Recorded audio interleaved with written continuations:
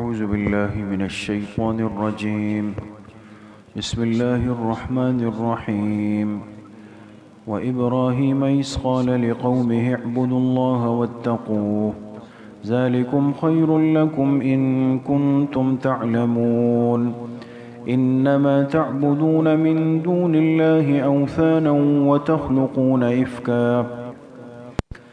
إن الذين تعبدون من دون الله لا يملكون لكم رزقا فابتغوا عند الله الرزق واعبدوه واشكروا له إليه ترجعون وإن تكذبوا فقد كذب من قبلكم وما على الرسول إلا البلاغ المبين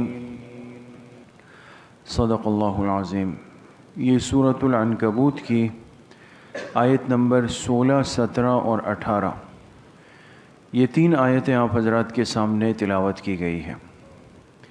گزشتہ کل کے درس میں بات گزری اللہ کے جلیل القدر پیغمبر حضرت نوح علیہ السلام کی۔ اللہ پاک نے ان کا تذکرہ فرمایا اور سب سے زیادہ انہوں نے اس دنیا میں عمر پائی۔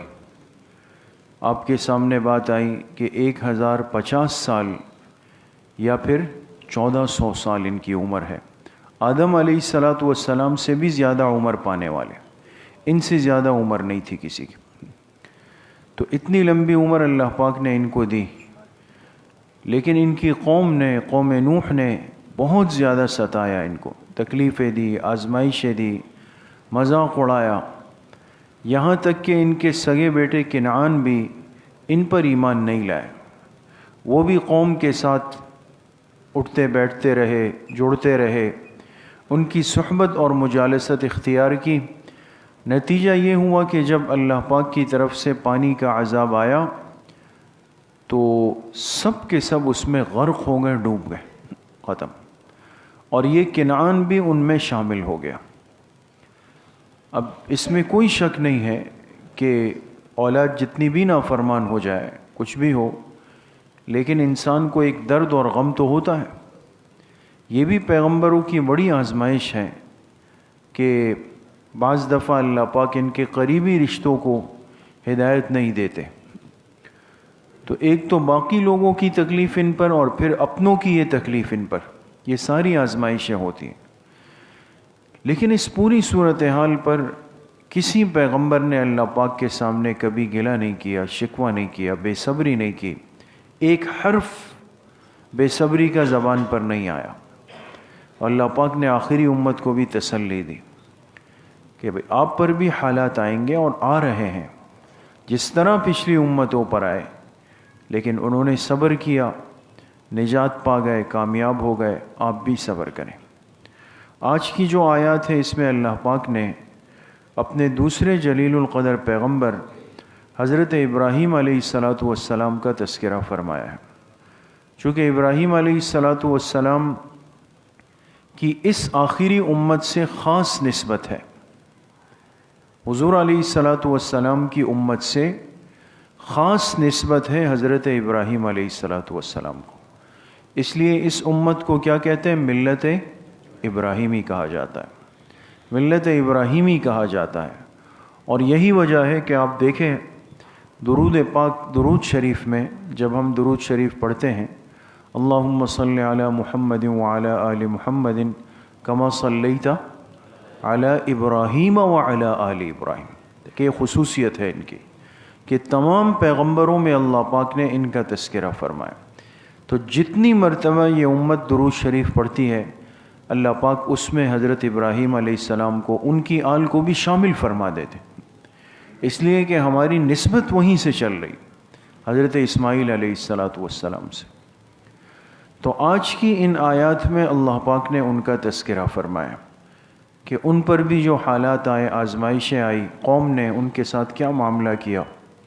ان آیات کا ترجمہ ہے وَإِبْرَاهِيمَ، اور ہم نے بھیجا اپنے پیغمبر ابراہیم علیہ السلام کو، اِذْ قَالَ لِقَوْمِهِ، یاد کرو جب انہوں نے اپنی قوم سے کہا اعبدوا اللہ واتقوہ، اللہ ہی کی عبادت کرو اور اللہ ہی سے ڈرو، ذالکم خیر لکم ان کنتم تعلمون، یہی تمہارے حق میں بہتر ہے اگر تم جان سکو۔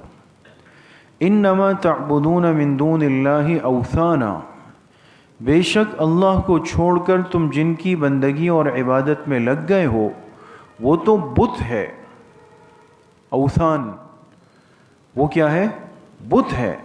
وَتَخْلُقُونَ إِفْكًا، اور تم نے جھوٹی باتیں گھڑ رکھی ہے، اس کی کوئی حقیقت نہیں، اپنی طرف سے باتیں گھڑ رکھی ہے۔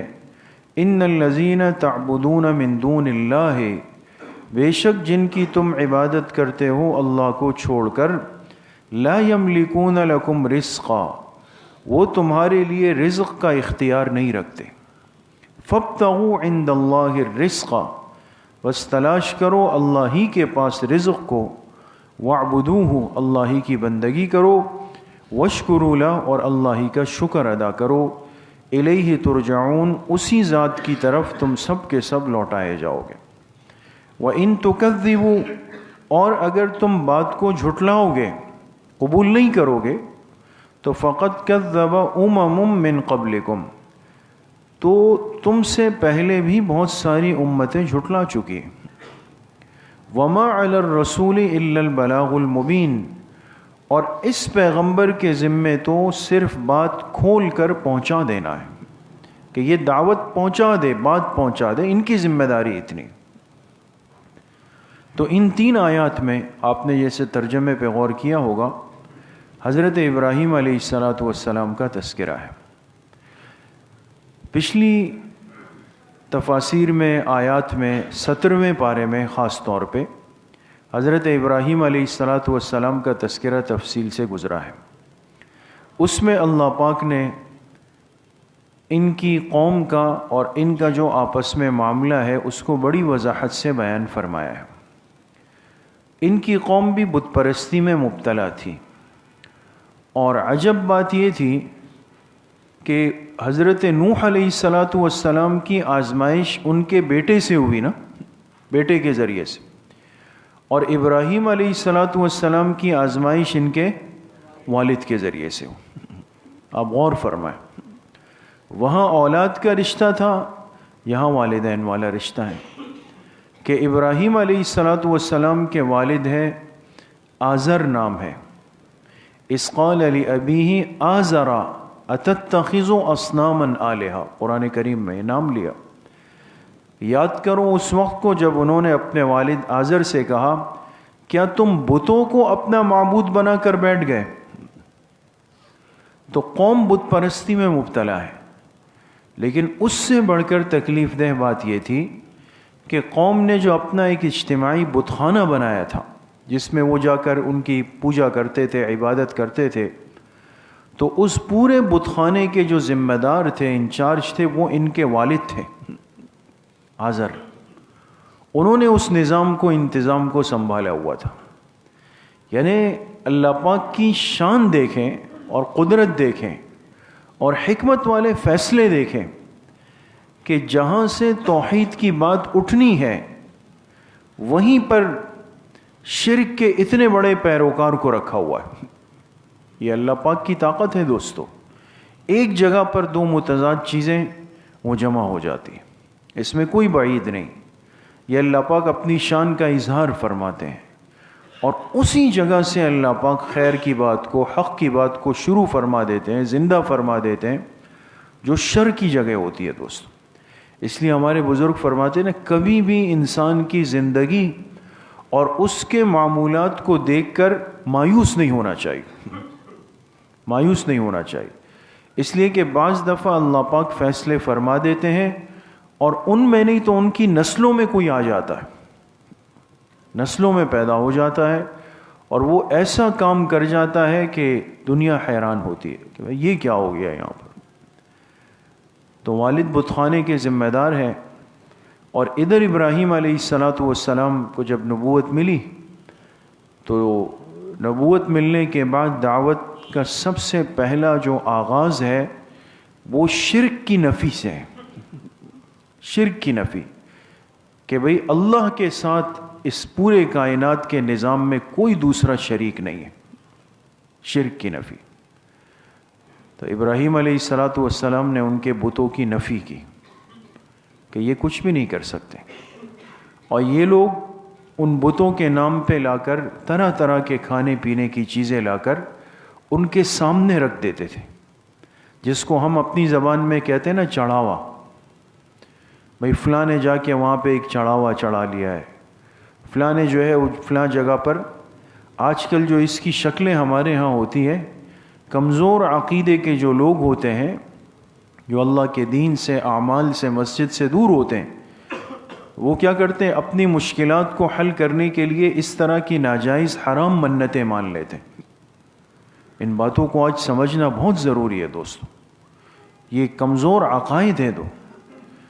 اب منت مان لی کہ جی میرا یہ کام ہو گیا تو میں فلاں مزار پر جا کر یہ کام کروں گا، یہ چادر چڑھا دوں گا اس مزار پہ، وہاں جا کے تیل ڈال دوں گا، وہاں جا کے ایک جانور چھوڑ دوں گا، وہاں جا کے ایک مرغا چھوڑ دوں گا۔ اس لیے آپ مزارات پر کبھی جائیں نا، اب وہ مزارات والے جو صاحب قبر ہے وہ اولیاء اللہ ہے، وہ بڑے بڑے اللہ کے ولی گزرے ہیں دوستو، معمولی لوگ نہیں ہیں۔ ہمارے ملک میں جتنی بڑی بڑی قبور ہیں، جتنے بڑے بڑے مزارات ہیں، اس پر ہمارے علماء نے کام کیا ہے کہ یہ کون حضرات ہیں، یہ کون سی ہستیاں ہیں۔ تو ان کی جو محنت ہے اور ان کا جو کام ہے اور ان کا جو اللہ سے تعلق ہے اور اللہ کی معرفت ہے، آپ حیران ہو جائیں گے دوستو، آپ حیران ہو جائیں گے کہ انہوں نے کس قدر اللہ کی مخلوق کو اللہ سے جوڑا ہے۔ ساری زندگی توحید کی محنت کی ہے، شرک کی نفی کی ہے، لیکن اب انہی کی قبروں کو سب سے زیادہ ہمارے کمزور عقائد، اس کا انجام آج یہ ہے کہ لوگ اللہ کی ذات سے مایوس ہے، نعوذ باللہ، اعمال کی طاقت سے مایوس ہے، دعا کی طاقت سے مایوس ہے، اس لیے غلط راستہ دکھا دیا کہ بھئی آپ کا فلاں کام ہونا ہے تو آپ جا کے فلاں جگہ پر یہ نظر مان لو اور آپ کا یہ کام وہاں پر ہو جائے گا۔ اس لیے آپ کو بڑا مجمع نظر آئے گا، مرد بھی ہوں گے، مستورات بھی ہوں گی، اور یہ علم غلم چیزیں جو ہے وہ آپ کو نظر آئے گی۔ کوئی کیا کہہ رہا ہوگا، کوئی کاغذات لکھ کر وہاں مزارات پہ باندھ دیتا ہے کہ بھئی یہ فلاں ہے، کسی نے اپنی پرچیاں لکھی ہوتی ہے۔ یہ ہم جو سعودی عرب میں آپ حضرات، اللہ سب کو وہاں کی حاضری نصیب فرمائے، آپ دیکھیں نا، اس سب سلسلے جو صحابہ کے اور قبور اور یہ انہوں نے کیوں ختم کیے؟ پہلے ایسا نہیں تھا، لیکن ہمارے جو پاک و ہند کا ایک بدعت والا مزاج ہے، کمزور عقائد والا، لوگ کیا کرتے تھے؟ یہاں سے جا کر، پرانے علماء کہتے ہیں کہ پہلے وہ سب کچھ صحیح تھا، بنا ہوا تھا، لیکن یہاں کے لوگ جب حج عمرے پر آتے تھے وہ کیا کرتے تھے؟ رقعے لکھتے تھے، پرچیاں، اور ان پرچیوں میں اپنی اپنی ضروریات کو لکھ کر ان مزارات پہ پھینک دیتے تھے کہ بھئی میرا یہ مسئلہ ہے، یہ حل کر دیں، یہ مسئلہ ہے، یہ حل کر دیں، یہ مسئلہ ہے، یہ حل کر دیں۔ جب یہ حرکتیں ہوئی تو ظاہر سی بات ہے کہ جو حرمین مرکز توحید ہے، جہاں اللہ کا کلام اترا ہے، وہاں جب یہ حرکتیں ہوئی تو پھر انہوں نے بالکل سب چیزیں ختم کر دی۔ نقصان یہ ہو گیا، وہ ساری ہماری جو تاریخ تھی اسلام کی اور جو ایمانی جذبات کے مقامات تھے، وہ سب بالکل اس کے نشانات مٹا دیے گئے، اب کچھ بھی نہیں ہے۔ تو ہمیں ان پہ غصہ آتا ہے، لیکن غصہ ان پہ نہیں آنا چاہیے، اس لیے کہ سبب ہمارے لوگ بنے، کمزور عقائد والے، یہ حرکتیں کرتے تھے، انہوں نے سب چیزیں مٹا دی۔ اب جہاں یہ چیزیں ہیں تو آپ بتائیں کہ انسان کسی مزار پر حاضری دینا چاہتا ہے، کتنے اہل اللہ ہمارے ہاں ہیں، لیکن آپ جائیں تو پریشان ہوں گے کہ جاؤں یا نہ جاؤں، میں کروں کیا کروں، اس لیے کہ وہاں جو کچھ خرافات اور جو کچھ ہو رہا ہے وہ تو سب اللہ پاک کی نافرمانی ہے۔ اس پہ ڈھول باجے بج رہے ہوتے ہیں، قوالیاں ہو رہی ہوتی ہے، مرد و زن آ رہے ہوتے ہیں، مستورات بے پردہ گھوم رہی ہوتی ہے، اور واہیات قسم کی باتیں، آوازیں لگ رہی ہوتی ہے، یہ سب چیزیں وہاں پر ہو رہی ہوتی ہیں۔ تو انسان کیا کرتا ہے کہ اپنی ضروریات جو اللہ پاک سے مانگنی تھی وہ ان جگہوں سے وابستہ کر لیتا ہے۔ کہ آیت پہ غور کریں، اللہ پاک نے فرمایا فَابْتَغُوا عِندَ اللَّهِ الرِّزْقَ، یہ بت تمہیں رزق نہیں دے سکتے. کیوں؟ یہاں مفسرین نے اس کی وجہ لکھی کہ سب سے زیادہ انسان کمزور ہوتا ہے اپنے رزق کی وجہ سے. مالی کمزوری آ گئی، مالی تنگی آ گئی، کام چھوٹ گیا، تجارت ڈوب گئی، کچھ بھی ہو گیا، یہ بہت بڑی آزمائش کا وقت ہوتا ہے دوستو. اسی میں اللہ اپنے بندے کو دیکھنا چاہتے ہیں کہ میں نے اس کو 30 سال 40 سال 50 سال کھلایا پلایا چلایا سب کچھ کیا، اب 5 مہینے 6 مہینے 1 سال اس کی دکان نہیں چل رہی، کام نہیں ہو رہا، تو یہ پچھلے 50 سال اللہ کی نعمتوں کو بھول جاتا ہے سب چیزیں. اب کیا ہوا جی؟ اب اللہ کو چھوڑ کر اللہ کے غیر کی طرف جا رہے. اس لیے فرمایا نا کہ رزق اگر تنگ ہو جائے اور انسان کا اللہ سے تعلق بھی کمزور ہو تو بہت دفعہ انسان کے ایمان کے سلب کرنے کا ذریعہ بن جاتا ہے. اس لیے حدیث پاک میں آپ علیہ الصلاۃ والسلام نے کیا فرمایا؟ کاد الفقر ان یکون کفرا، کاد الفقر ان یکون کفرا، قریب ہے کہ فقر و فاقہ یہ کفر کا راستہ اختیار کر جائے. اس لیے اللہ پاک ہر بندے پہ فقر ایک دم نہیں بھیجتے، ایک دم نہیں بھیجتے، ورنہ کیا ہوگا نتیجہ؟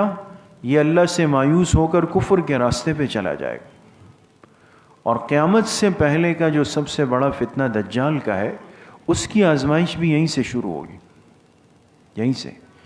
فرمایا اس کے ایک ہاتھ میں کھانے پینے کے اسباب ہوں گے، ایک طرف پانی کے اسباب ہوں گے، ساری چیزیں جس کو چاہے گا دے گا، جس سے چاہے گا روک لے گا.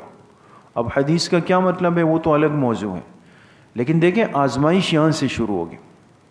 تو جو کمزور ایمان والے ہوں گے وہ کہیں گے بھائی یہ رزق کے سارے سلسلے تو اس کے پاس ہے، پانی اس کے پاس ہے، یہی ہمارا رب ہے. نعوذ باللہ، دجال کے لشکر میں آ کے شامل ہو جائیں گے. ایمان والے جو ہوں گے ان پر رزق کی تنگی شروع ہو جائے گی، وہ کہیں گے یہی وہ دجال ہے جس کی نشاندہی ہمارے پیغمبر علیہ الصلاۃ والسلام نے فرمائی تھی، اور یہ ہمارے لیے آزمائش کا موقع ہے، ہمیں اپنا ایمان بچانا. اس لشکر سے بچ جائیں گے. اس لیے میرے عزیزوں دوستوں بزرگوں، یہ جو آج عقائد کی کمزوری ہے نا، عقائد کو ہلکا نہیں لیں کبھی بھی، کبھی اس کو ہلکا مت لیں. عقیدہ بنیاد ہے، عقیدہ بنیاد ہے، اس کے بغیر نہیں چل سکتا انسان. آج کل ہم کہتے ہیں بھئی چلے ہر جگہ چل جاتا ہے، چل جاتا ہے. باقی دنیا کی کوئی چیز نہیں چل سکتی جب تک میں تسلی نہیں کر لوں. عقیدہ چل جاتا ہے، کتنی بڑی نادانی کی بات ہے. اس لیے عقیدے میں تصلب صاد کے ساتھ مضبوطی، اس میں کوئی دوسری رائے نہیں ہو آپ کے پاس. آپ کا عقیدہ توحید مضبوط ہو، رسالت مضبوط ہو، آخرت مضبوط ہو، ایمان بالقدر مضبوط ہو، ایمان بالآخرت مضبوط ہو، ساری چیزیں ہوں ہمارے پاس. تو ابراہیم علیہ الصلاۃ والسلام کی قوم بتوں کی طرف جا رہی ہے، اور پھر تفصیلات تو جیسے آ چکی ہے کہ جب ابراہیم علیہ الصلاۃ والسلام نے سارے بتوں کو توڑ دیا اور وہ کلہاڑا لے جا کے بڑے بت کے گردن میں ڈال دیا. وہ جب آئے کہا بھئی یہ کس نے کیا؟ یہ کس نے کیا؟ ہمارے معبودوں کے ساتھ. قرآن کریم کہتا ہے ہمارے معبودوں کے ساتھ یہ سلوک کس نے کیا ہے. کتنے یعنی عقل پہ پردہ آ جاتا ہے. معبود بھی کہہ رہے ہیں اور کہہ رہے ہیں یہ سلوک کس نے کیا ہمارے معبود کے ساتھ. اگر معبود ہے تو کیوں سر کٹے ہوئے؟ نہیں سمجھ سکے. تو ابراہیم علیہ السلام کو کہا بھئی اس کو آگ میں پھینک دو، اس کو آگ میں ڈال دو. اس لیے کہ جب حق بات اندر نہیں لگتی دل کو تو بیان کرنے والے کو ختم کر دو. یہ مزاج ہے باطل کا، وہ بات اندر نہیں آ رہی ہے تو بھئی اس کو ختم کر دیں. شیطان نے آ کے راستہ بتایا کہ بھئی آگ جلاؤ اور دور سے لے جا کر ان کو آگ میں پھینک دو.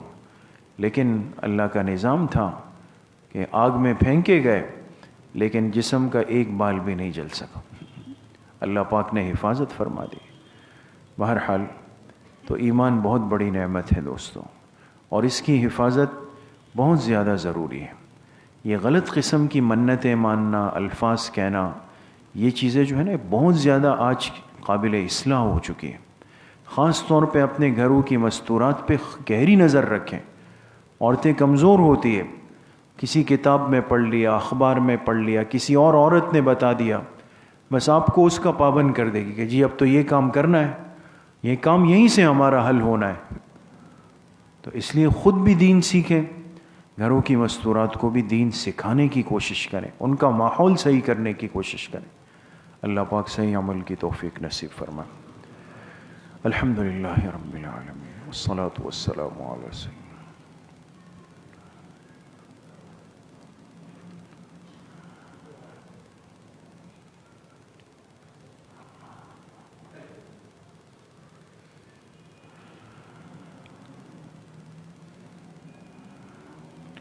وصلی اللہ وسلم علی نبینا محمد وآلہ واصحابہ اجمعین برحمتہ۔